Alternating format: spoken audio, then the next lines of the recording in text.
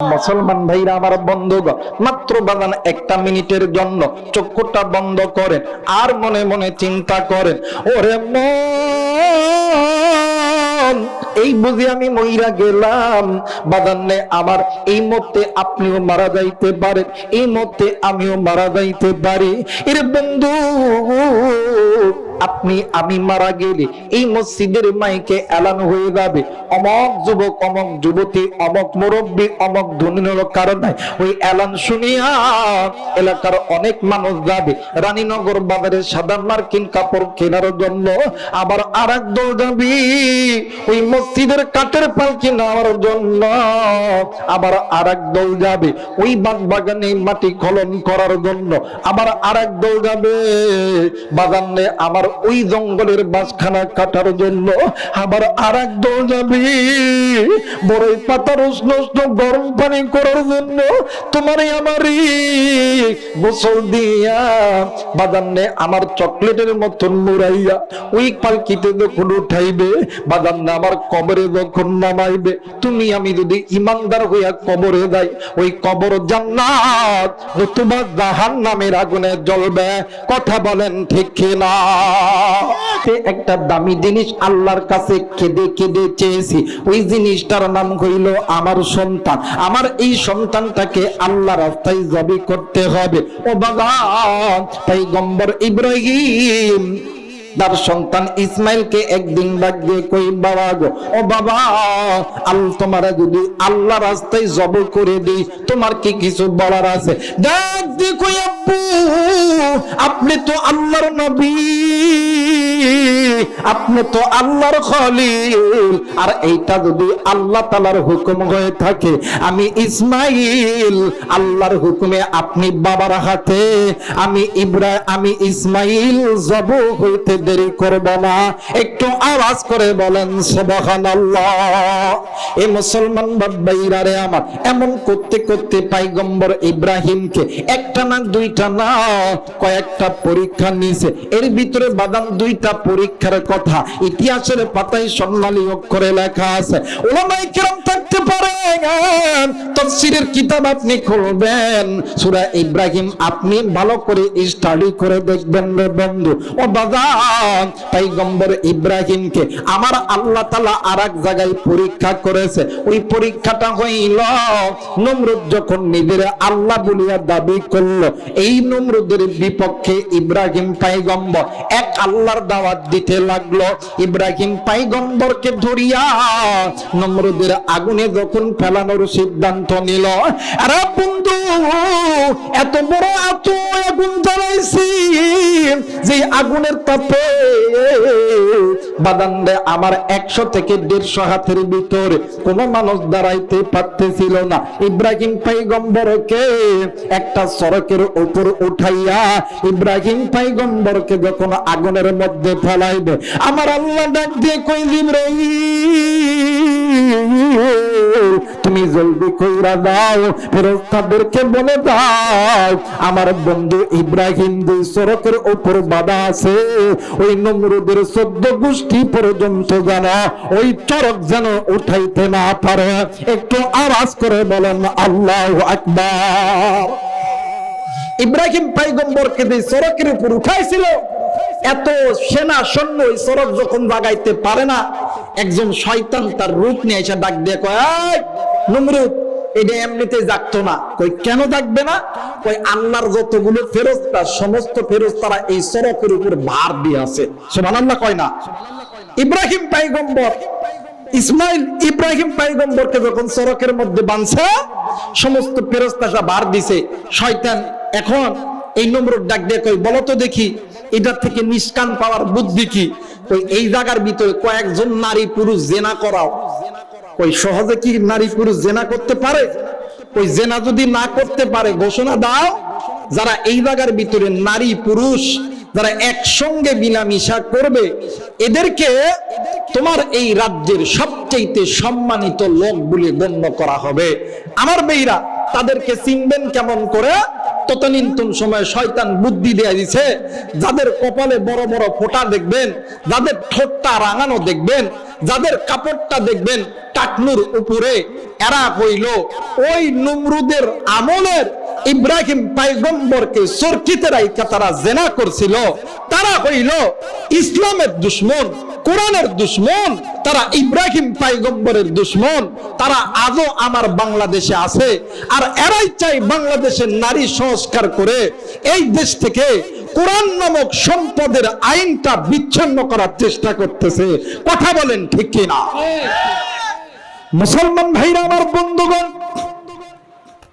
কয়েকজন ছেলে এবং মেয়ে ওই জায়গায় জেনা করার পর ওই চরকিতে যখন হাত দিয়েছে, আল্লাহর ফেরেশতা হইল পাক, কিন্তু বাদান্নে আমার মানুষ কিন্তু পাক হইতে পারে, মানুষ আবার নাপাকও হইতে পারে। এ বন্ধু, এই নারী পুরুষ জেনা করার কারণে তারা যখন পাক হয়ে গেল না, অপবিত্র হয়ে গেল, তারা যখন ওই চরকিতে হাত যখন দিছে, ওই চরকিটা নিমিষের ভিতরে আগুনের মধ্যে যাইয়া পইরা গেছে।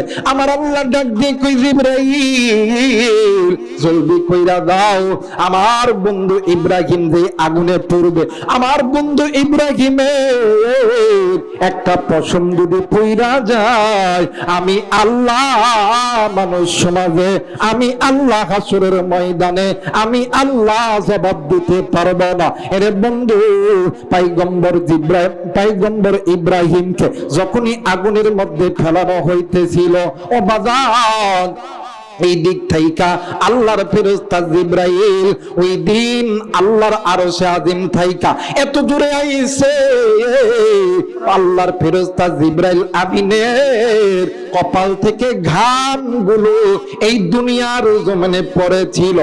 বন্ধু, পয়গম্বর ইব্রাহিম আলাইহিস সালাতু ওয়াস সালামকে আগুনের মধ্যে যখন ফেলা দিয়েছে, আমার আল্লাহ ডাক দিয়ে কই, ইব্রাহিম, আমার পয়গম্বর ইব্রাহিম, আমার বন্ধু, আমি আল্লাহ বলছি খলিলুল্লাহ, আমি আল্লাহ বলে দিলাম, যারা ঈমানের দাবিতে সত্যবাদী, আমি আল্লাহ বলে দিলাম, ওয়ালা তাকুলু লিমান ইয়াকতালু ফি সাবিলিল্লাহি আমওয়াত বাল আহইয়াউ ওয়ালাকিন লা তাশউরুন। এরা মুসলমান যারা আমি আল্লাহর রাস্তায় ঈমান এবং তাকওয়া নামক সম্পদ আনবে, এদের মরে না, এদের সম্পদ মরে না, এরা মৃত্যুবরণ করে না, এদের অর্থ সম্পদ যায় না, এরা হলো চির অমর। আমি আল্লাহ ইতিহাসের পাতায় আমি আল্লাহ লেখা দিব। একটু আওয়াজ করে বলেন সুবহানাল্লাহ। মুসলমান ভাইরা আমার, বন্ধুগণ, পয়গম্বর ইব্রাহিম নমরুদের আগুনে বাইর গো, কিন্তু নমরুদ মাঝে মধ্যে আগুনের সামনে আইসা দাঁত বিচকি দিয়া ডাক দিয়ে কইতো, ইব্রাহিম, তুমি তো আমার সঙ্গে পাঞ্জা লড়ছো, এখন আগুনের মধ্যে পুড়তেছো, কেমন লাগে? তোমার আল্লাহ নাকি তোমারে বাঁচাইবে? কই, তোমার আল্লাহ তো তোমারে বাঁচাইতে পারলো না। এমন করে কয়েকটা দিন যখন অতীত হয়ে গেল, একদিন ঠিক সকালবেলা পয়গম্বর ইব্রাহিম ওই আগুনের কুণ্ডলের কাছে যাইয়া ডাক দিয়ে কই, ইব্রাহিম, তুমি না বলেছিলা তোমার সঙ্গে তোমার আল্লাহ আছে, কিন্তু এখানে তো তোমার আল্লাহ নাই, কে তোমারে বাঁচাইবে? ইব্রাহিম পয়গম্বর আগুন থেকে উঠিয়া ডাক দিয়ে কই, নমরুদ, আমারে যে আল্লাহ আগুনের মধ্যে ফেলাইছে, ওই আল্লাহ আমারে আগুন থেকে বাহির করছে। একটু আওয়াজ করে বলেন সুবহানাল্লাহ। নমরুদ ডাক দিয়ে কই, ইব্রাহিম, এই যে আগুনে তো তাপ, যে আগুনের কাছে আমরা ভালো মানুষ যাইতে পারি না, তুমি ওই আগুনের মধ্যে পড়লা, তোমার কি একটা চুল পর্যন্ত নষ্ট হয় নাই? পয়গম্বর ইব্রাহিম ডাক দিয়ে কই, নমরুদ, ওয়ালা তাহিনু ওয়ালা তাহজানু ওয়া আনতুমুল আলাউনা ইন কুনতুম মুমিনিন, যদি মুমিন হও ভয় নাই, চিন্তা নাই, বিজয়ের মালা আমার আল্লাহ গলায় পরা দিবে। আমি যেই আল্লাহর ইবাদত করি, যেই আল্লাহর বন্ধু, আমি যে আল্লাহর নবী, ওই আল্লাহ আমার পশম কেন আমার জন্য এই আগুনটা আমার আল্লাহ ফুলের বিছানা বানায় দিছে। একটু আওয়াজ করে বলেন সুবহানাল্লাহ। এই জন্য ইমানদারদেরকে আল্লাহ তাআলা পরীক্ষা করছে, কারণ এই পরীক্ষা শুধুমাত্র উম্মতদেরকে করে নাই, তাবেঈদেরকে করে নাই, আইম্মায়ে মুস্তাহিদদেরকে করে নাই, সাহাবীদেরকেও করে নাই, নবীদেরকে করছে। পয়গম্বর আদম থেকে নিয়া নবী মুহাম্মদ পর্যন্ত যত পয়গম্বর আছে, সমস্ত পয়গম্বরদেরকে আল্লাহ তাআলা ঈমান নামক সম্পদ দিয়া পরীক্ষা করছে, বান্দা আমি আল্লাহরে কতটা ভালোবাসি। মুসলমান ভাইরা আমার, বন্ধুগণ, আমার আল্লাহর পয়গম্বর ইব্রাহিম, মনে আছে কিনা জানি না, সন্তানকে লইয়া আল্লাহর হুকুমে সন্তানকে আল্লাহর রাস্তায় জবাই করবে। ও বাজান, পয়গম্বর ইব্রাহিম সন্তানকে লইয়া মরুর প্রান্তরে চলে গেছে। এইবারে ছোট্ট বাচ্চা ইসমাইল ডাক দিয়ে কই, আব্বু, ও আব্বু, তুমি তো আমাকে এখানে জব করার জন্য এনেছো গো বাবা। ও বাবা, আপনি আমার হাত দুটো আগে বেঁধে দেন, আপনি আমার পা দুটো বেঁধে দেন, যাতে আপনি যখন জবাই করবেন আমি যদি ভয়ে আপনার শরীর তল থেকে চলে যায়, তাইলে তো আমি তো এই পরীক্ষায় ফেল করে যাব। কিন্তু বাবা গো, আমার হাত পা বাঁধার আগে আপনি নিজের চক্ষুটা আমি আমার নিজ হাত দ্বারা বাঁধবো। কারণ হইল আমি আপনার সন্তান, আপনি আমার বাবা। আর কোন বাবা পারে না তার সন্তানকে হত্যা করতে, কোন মা পারে না তার সন্তানকে হত্যা করতে। আমি বাবা, আপনি আমার বাবা। আমি সন্তানের উপরে যখন ছুরি চালাইবেন, আপনি বাবা হয়তো বা পরে রে শয়তানের ধোঁকায় পড়ে আল্লাহর পরীক্ষায় ফেল খাইবে না গো বাবা, না। আসেন, আমি আপনার চোখে একটা পট্টি বাঁধা দিই। পয়গম্বর ইব্রাহিমের চোখে বেটা ইসমাইল নিজ হাতে যখন পট্টি খানা বাঁধা দিয়েছে, পট্টি বাঁধানোর পর পয়গম্বর ইব্রাহিম নিজ হাতে যখন পয়গম্বর ইসমাইল হাত বাঁধে, পাও বাঁধে, আমার আল্লাহ ডাক দিয়ে কই, জিবরাইল, দেখ রে জিবরাইল, আজকে এমন একটা খেলা আমি আল্লাহ খেলাইমো, যে খেলা আমি আল্লাহ ইতিহাসের পাতায় সোনালী অক্ষরে লেখা দিব। এরে বাজান, এইবারে ইব্রাহিম পয়গম্বর যখন ছুরিটা লইয়া ইসমাইলের গলায় যখন দিবে, আমার আল্লাহ ডাক দিয়ে কই, জিবরাইল, আর দেরি করিস না, জলদি কইরা দাঁড়ে যা, জান্নাত থেকে একটা দুম্বা লইয়া যা। দাঁড়ে জিবরাইল, আমি আল্লাহ বুঝা গেছি আমার বন্ধু ইব্রাহিম খলিলুল্লাহর অন্তরের ভিতরে সন্তানের ভালোবাসার চাইতে আমি আল্লাহর ভালোবাসা বেশি। জলদি করে যা, ইব্রাহিম পয়গম্বরের সন্তান ইসমাইলকে বাঁচা দে। হে বন্ধু, ওই সময় আমার আল্লাহর ফেরেশতা জিবরাইল আমিন জান্নাত থেকে একটা পিতলের একটা টুকরা লইয়া ওই আরশে আযীম থেকে ইসমাইলের গলার মধ্যে ফেলা দিছে। ইসমাইল পয়গম্বর এতবার ফসাইতেছে, কিন্তু বানান এই জায়গার ভিতরে পিতলের একটা টুকরা আছে, কিন্তু এত ফসাই কিন্তু বাদাম গলা কাটে না। ইসমাইল ডাক দিয়ে কই, আব্বু, আপনি না আমাকে জব করবে, কিন্তু আমার গলায় তো ছুরি আসে না। ইব্রাহিম ডাক দিয়ে কই, বাবা, আমি তো ছুরি চালাইতেছি, কিন্তু এই ছুরি তো যায় না। ডাক দিয়ে কই, আব্বু, আল্লাহু আকবার বলে জোরে ছুরি চালায়া দেখবেন আমার গলার মধ্যে ছুরিটা বসায়া দেবে। এইবারে ইব্রাহিম জোরে কইরা আল্লাহু আকবার বলিয়া ছুরি যখন দিবে, এই দিকে জিবরাইল আমিন জান্নাত থেকে জান্নাতি দুম্বা নিয়া ইসমাইলের বদলে ইব্রাহিমের হাতে ওই দুম্বাটা জবাই করিয়া দিছে। একটু আওয়াজ করে বলেন সুবহানাল্লাহ। আরে মুসলমান বাজান, আমার, এই জন্য আমার আল্লাহ বলেন কুল ইন্না সলাতি ওয়া নুসুকি ওয়া মাহইয়ায়া ওয়া মামাতি লিল্লাহি রাব্বিল আলামিন। আল্লাহ নবী ডাক দিয়ে কই আল্লাহ গো, আল্লাহ ডাক দিয়ে বললেন নবী গো, কুল আপনি নবী বলেন আপনার নামাজ, আপনার রোজা, আপনার হজ, আপনার কুরবানি সবকিছু আমি আল্লাহর জন্য। ভাই গো, এই তো বাদান কয়েকদিন পরে রমজান আসতেছে। বাদান আমরা যে কুরবানি করি, এই কুরবানি করাটা কিন্তু ওয়াজিব, কিন্তু এই কুরবানিটা হইল আমাদের জাতির পিতা হযরত ইব্রাহিম খলিলুল্লাহর একটা সুন্নাত। ভাই গো, সেই দিন যদি ইব্রাহিমের শরীর তলে ইসমাইল যদি পড়তো, আজ বহির্বিশ্বের জমিনে মুসলমানদের তার সন্তানদেরকে নিজ হাতে আল্লাহ রাস্তায় জবাই করতে হইতো। এই দুনিয়ার জমিনে কোন মা কোন বাবা কি সন্তানকে জবাই করতে পারে? কথা কয় না, পারে না।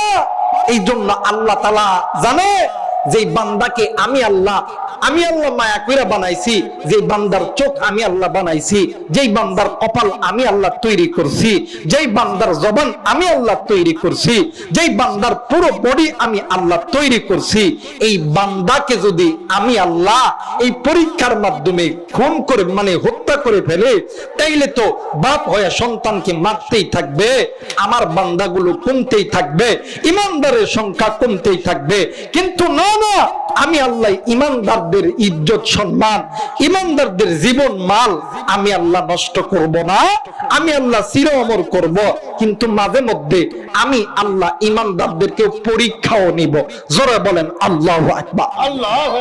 আজ মুসলমান, আজ এই আল্লাহর পরীক্ষা নিজেও দেই না, নিজের স্ত্রী সন্তান মা বাবাও দেই না। নিজে গুনাহ করি, নিজের মা বাবা ভাই বোন গুনাহ করে।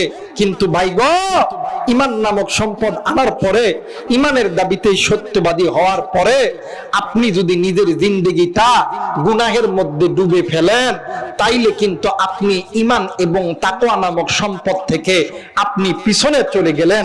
আপনি আর জান্নাতে যাওয়ার দরজা খুঁজে আপনি পাবেন না।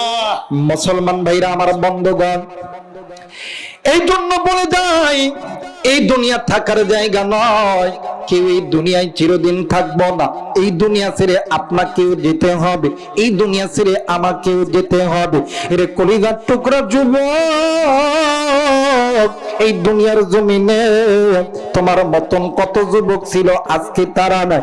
এই দুনিয়ার জমিনে আপনার মতন কত মুরব্বী ছিল, আজকে তারা নাই। এই দুনিয়ার জমিনে আপনার মতন কত মা ছিল, আজকে তারা নাই। আরে বন্ধু, আপনাদেরকে বাদান 2টা মিনিটের জন্য অনুরোধ করব, চক্ষুটা বন্ধ করেন আর নিজের চিন্তা নিজে করেন। মান আরাফা নাফসাহু ফাকাদ আরাফা রাব্বাহু। যে নিজে নিজের চিনে, সে কিন্তু আমার আল্লাহরে চিনে। নারায়ে তাকবীর, নারায়ে তাকবীর, নারায়ে তাকবীর। মৌলানা রুহুল আমিন যুক্তিবাদী সাহেবের আগমন, যুক্তিবাদী সাহেবের আগমন এলাকাবাসীর পক্ষ থেকে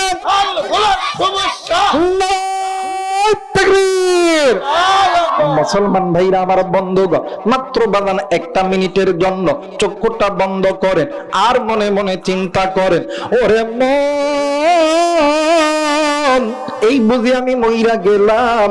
বাদান্নে আমার এই মুহূর্তে আপনিও মারা যাইতে পারেন, এই মুহূর্তে আমিও মারা যাইতে পারি। এর বন্ধু, আপনি আমি মারা গেলে এই মসজিদের মাইকে এলান হয়ে যাবে, অমক যুবক, অমক যুবতী, অমক মুরব্বী, অমক ধনী লোক। কারণ নাই, ওই এলান শুনিয়া এলাকার অনেক মানুষ যাবে রানীনগর বাজারে সাদা মার্কিন কাপড় কেনার জন্য। আবার আরেক দল যাবি ওই মসজিদের কাঠের পালকি নেওয়ার জন্য। আবার আরেক দল যাবে ওই বাগানে মাটি খনন করার জন্য।